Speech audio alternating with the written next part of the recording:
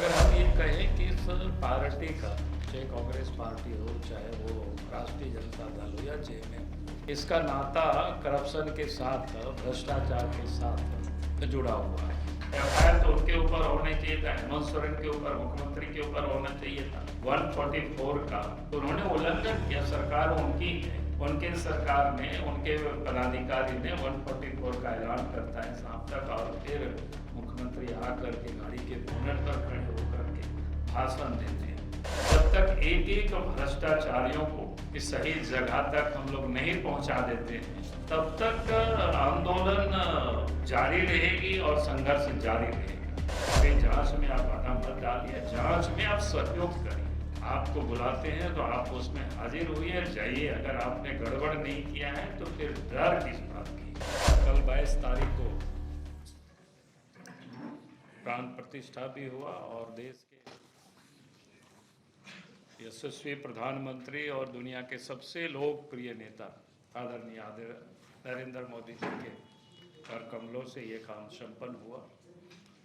उसके लिए भी आप सबको बहुत बहुत बधाई है, बहुत बहुत धन्यवाद है। आप सब लोगों ने जिस प्रकार से मीडिया में जो कवरेज दिया है, और मैं कहूँ कि लगभग 1 महीना से पूरा देश या दुनिया एक प्रकार से राममय हो गया था, और सनातनी के जो दिल है बिल्कुल प्रफुल्लित था सब जगह पर। बड़ी खुशी थी, बड़ी उमंग था। तो स्वाभाविक रूप से आज बनता है कि आप सबको पार्टी की ओर से बहुत बहुत बधाई है। आप सब ने भी काफ़ी मेहनत किया, और आज आप सबको मैंने इस प्रेस कॉन्फ्रेंस में बुलाए थे। आप सब लोग देख रहे हो कि झारखंड में हेमंत सोरेन के नेतृत्व में कांग्रेस राजद इस गठबंधन की सरकार चल रही है। और अगर हम ये कहें कि इस पार्टी का, चाहे कांग्रेस पार्टी हो, चाहे वो राष्ट्रीय जनता दल हो या जेएमएम हो, इसका नाता करप्शन के साथ, भ्रष्टाचार के साथ जुड़ा हुआ है। इसको वर्णन करने की कोई बहुत ज़रूरत नहीं है, लेकिन करप्शन से बचने के लिए ये लोग तरह तरह के लोग उपक्रम अपनाते हैं, और जांच से ये लोग किस प्रकार से भागते हैं, और उल्टे ये लोग आरोप बीजेपी पर लगाते हैं, केंद्र सरकार पर आरोप लगाते हैं, बीजेपी के नेताओं के ऊपर आरोप लगाते हैं, लेकिन जांच से कोई सामना नहीं करना चाहते, उसे कहीं बाएं दाएं करते रहते हैं।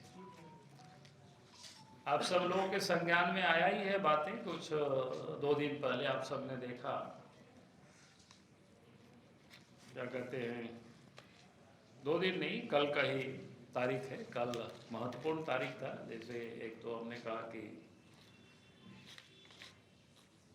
अयोध्या में भगवान राम की जन्मभूमि पर मंदिर बना और उसके प्राण प्रतिष्ठा के कार्यक्रम था। देश के प्रधानमंत्री नरेंद्र मोदी जी के हाथों ये संपन्न हुआ। दूसरी ओर कल ही यानी सुप्रीम कोर्ट का एक बड़ा जजमेंट भी आया। ये सुप्रीम कोर्ट का, हाई कोर्ट का, दिल्ली हाई कोर्ट का। और दिल्ली हाई कोर्ट का जजमेंट क्या था, आपकी जानकारी के लिए, कि 2020 में गोड्डा के सांसद निशिकांत दुबे जी है, उन्होंने लोकपाल को एक शिकायत पत्र दायर किया था हेमंत सोरेन या शिबू सोरेन, उनके परिवार के बारे में। लोगों ने किस प्रकार के चल अचल संपत्ति को अर्जित किया है, नामी बेनामी संपत्ति, और लोकपाल से उन्होंने अर्जी दाखिल किया था और ने कहा था कि इन सारे मामलों की जांच होनी चाहिए। क्योंकि आप सबको पता है कि लोकपाल के गठन ही करप्शन को समाप्त करने के लिए हुआ है। क्योंकि राजनीतिक क्षेत्र में अगर करप्शन बढ़ेगी, नेता अगर उस करप्शन में लिप्त होंगे, तो देश की जनता का लोकतंत्र के प्रति, लोकतंत्र से विश्वास उठ जाएगी कि लोकतंत्र के लिए बड़ा खतरा है। और इसलिए उस समय सबने महसूस किया था कि आप सबको याद होगा कि अन्ना हजारे का उस आंदोलन को कि देश में एक लोकपाल होना चाहिए और लोकपाल हो ताकि उसके दायरे में सब लोग आएंगे और करप्शन की जहाँ कहीं भी हो तो उनका काम होगा कि उसको जांच करें। तो उसी जांच को लेकर के ही गोड्डा के सांसद ने श्री निशिकांत दुबे जी ने फिर लोकपाल को लिखित में दिया था।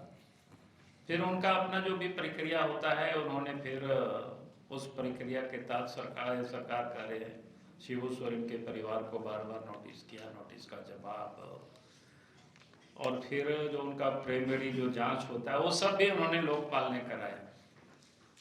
और उसके तहत जब इस परिवार से पूछताछ की गई, पूछताछ के लिए इनको नोटिस जब दिया गया तो फिर इन्होंने क्या किया, मामला को हाई कोर्ट में पहुंचा दिया। क्योंकि मामला दिल्ली का था, लोकपाल का मुख्यालय दिल्ली है, तो दिल्ली के हाई कोर्ट में, ताकि मामला को लटका करके रखना, उसको खारिज करने के लिए उन्होंने दिल्ली के हाई कोर्ट में मामला को डाला।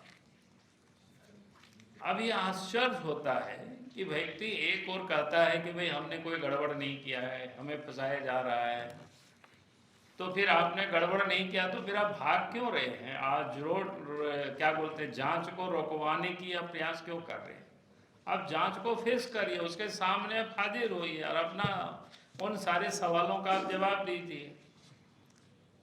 लेकिन वो नहीं, उन्होंने क्या करते हैं कि भाई उस मामले को अनावश्यक रूप से अदालत में जाकर के उसको खींचना, उसको जितना डिले किया जा सकता है। और उन्होंने भी बड़ा हास्यास्पद है कि तर्क क्या देते हैं कि मामला पुराना है, 6-7 साल हो गया, इसलिए वो जांच का कोई मतलब नहीं रह जाता है। भाई ये तो अजीब स्थिति है। कौन सा वो परंपरा को विकसित करना चाहते हैं? अगर कोई 5 साल पहले चोरी करे और चोर पकड़ा जाए तो क्या वो कहेंगे कि भाई 5 साल पहले ये तो चोरी हुआ था, कि आज पकड़ में आया इसलिए हमें छोड़ दिया जाए? भाई इस प्रकार की ये जो परंपरा को सेट करना चाहता है वो राज्य के लिए भी अच्छा नहीं है, लोकतंत्र के लिए भी अच्छा नहीं है।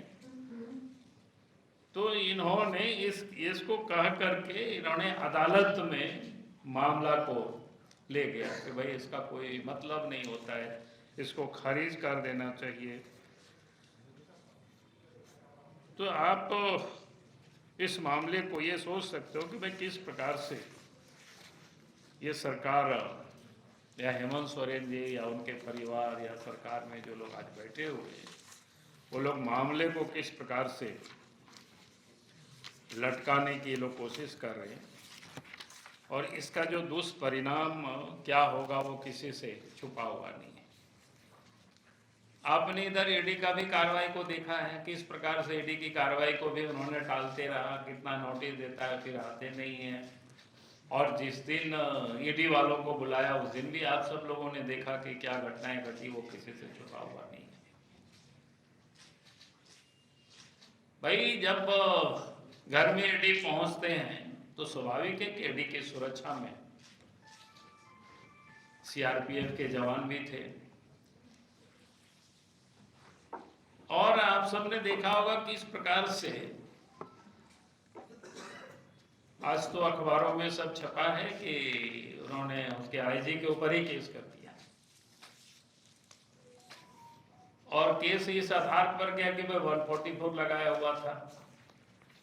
144 जो मैंने उस कागज को पढ़ा कि सुबह से लेकर के शाम तक 11 बजे तक 144 रहेगी, उसकी परिधि और उससे कितना 400 मीटर 500 मीटर की दूरी तक। और झारखंड मुक्ति मोर्चा के नेता और लोगों को बुलाया था तीर धनुष और डंडे हरे हथियार के हथियार के साथ, उसके घर से लेकर के पूरा राजभवन के जो पीछे का जो मेन रोड का सब जगह लोग खड़े थे। हम लोग भी आते जाते लोगों को देख रहे थे। और शाम में तो फिर वो निकल करके हेमंत सोरेन ने खुद सभा को संबोधित कर रहे हैं। कायदे से सबसे पहला मुजरिम और 144 का किसी ने कोई उल्लंघन किया तो हेमंत सोरेन जी ने किया। सीआरपीएफ वाले तो या राज्य सरकार की पुलिस ने भी काफी तादाद में रहे होंगे वहां पर सिक्योरिटी में, तो उनका तो काम है सिक्योरिटी करना, उनका तो काम है उसके लिए जाना। लेकिन केस तो होना किसके चाहिए था? जेएमएम के उन वर्करों के ऊपर, जेएमएम वालों ने जो भड़काने की बयान दिया था उनके ऊपर एफआईआर होनी चाहिए। एफआईआर तो उनके ऊपर होने चाहिए था, हेमंत सोरेन के ऊपर, मुख्यमंत्री के ऊपर होना चाहिए था 144 का। तो उन्होंने उल्लंघन किया, सरकार उनकी है, उनके सरकार ने, उनके पदाधिकारी ने 144 का ऐलान करता है शाम तक, और फिर मुख्यमंत्री आकर के गाड़ी के बोनट पर खड़े होकर के भाषण देते हैं। मैंने इसलिए इन सारे बातों को ये कह रहे थे कि भाई किस प्रकार से ये पूरे परिवार हेमंत सोरेन के वो भ्रष्टाचार में लिप्त है और भ्रष्टाचार से बचने के लिए ये तरह तरह के हथकंडे को ये अपना रहे हैं। और इसलिए मैं कहूंगा कि ये भ्रष्टाचार से बच नहीं सकते हैं, चाहे वो कितनों भी कोशिश कर रहे। जब तक एक एक भ्रष्टाचारियों को कि सही जगह तक हम लोग नहीं पहुंचा देते हैं, तब तक आंदोलन जारी रहेगी और संघर्ष जारी रहेगा। अगर भ्रष्टाचारी इसी प्रकार से घूमते रहेंगे, भ्रष्टाचारी इसी प्रकार की सत्ता पर बैठे रहेंगे, तो फिर लोकतंत्र भी कमजोर होगा और लोकतंत्र पर से लोगों के विश्वास भी उठ जाएंगे। इसलिए जिन लोगों ने भ्रष्टाचार किया है, जिन लोगों ने जनता की गाढ़ी कमाई का पैसा को लूटा है, जिन लोगों ने कानून का दुरुपयोग किया है,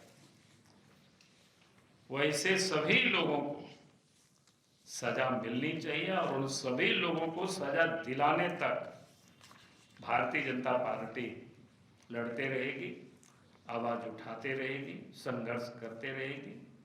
और हमें पूरा विश्वास है एक दिन सबको जहां जगह है होटवार वहां जाना ही पड़ेगा। और चूंकि लोकपाल का मामला है, उसमें तो उस पूरे मामले को सीबीआई से जांच होना है और इसलिए वो बचने की कोशिश करते हैं। सीबीआई से जांच होगी तो किस प्रकार से इन लोगों ने अवैध संपत्ति अर्जित करने के जो रास्ता अपनाया है, चाहे वो शेल कंपनी का गठन हो, चाहे उनके साथ अमित अग्रवाल का किस प्रकार से संबंध है, व्यवसायिक संबंध है, किस प्रकार से ये सारी चीजें आ जाएगी। और इसीलिए वो जांच ना हो, इसलिए वो अदालत की दरवाजा बार बार खटखटाते हैं। और अब तो मैं कहूँगा कि दिल्ली के हाई कोर्ट ने बड़े ही अच्छी जजमेंट दिया, भले देर हुआ लेकिन उनका जजमेंट आया। हम उस जजमेंट की हम प्रशंसा करते हैं, क्योंकि उन्होंने एक अच्छा जिसको कह सकते हैं जजमेंट दिया है, ताकि देश में जो भ्रष्ट लोग हैं, जो लोग भ्रष्टाचार में जो लोग लिप्त हैं, वो फिर इस प्रकार से बचने के लिए कोई दुस्साहस नहीं कर पाएंगे। और मुझे लगता है कि आज जो विषय था हमारी ओर से बहुत बड़ा मुद्दा है, इसलिए मुझे लगा कि मैं आप सब लोगों के साथ इस बात को मैं समझ रखूं। और मैं फिर से हेमंत सोरेन जी को कहूँगा कि भाई जांच में आप बाधा मत डालिए, जांच में आप सहयोग करिए। आपको बुलाते हैं तो आप उसमें हाजिर होइए, जाइए। अगर आपने गड़बड़ नहीं किया है तो फिर डर किस बात की है। लेकिन यहाँ तो लगता है कि वो खुद इतनी गड़बड़ी में, जिसको बोलते हैं कि अखंड डूबे हुए लगता है भ्रष्टाचार में है। अब उनके पास उसका कोई जवाब नहीं लगता है कि इसलिए वो बाएं दाएं करके वो भागने की कोशिश करें। कब तक भागेंगे? क्योंकि जो किए का फल तो सबको मिलता है, इसी धरती पर सबको मिलेगा और जल्दी ही मिलेगा। मुझे लगता है कि जितना वो इधर उधर भागेंगे उतना वो फंसेंगे वो मकड़े के तरह मकड़ी जो जाल बुनता है ना, और उसी जाल में बाद में वो फंस जाता है, तो वहीं वो लटपटा जाता है। तो लगता है कि हेमंत सोरेन जी भी वैसे ही वो लटपटा रहे अपने ही बुने हुए जाल में। अगर आप चाहते हैं कि हमारे वीडियोस का नोटिफिकेशन आपको बिना देरी के मिलता रहे, तो आप इस चैनल को फॉलो और सब्सक्राइब जरूर कर लें। बाकी आप हमारे काम को लेकर कोई सुझाव हमें देना चाहते हो तो कमेंट बॉक्स में आप सादर आमंत्रित हैं। इसके अलावा हमारे वीडियोस आपको अलग अलग ठिकानों जैसे फेसबुक, इंस्टाग्राम, ट्विटर पर भी देखने को मिलेंगे, जिसके लिंक डिस्क्रिप्शन में डाल दिए गए हैं। शुक्रिया।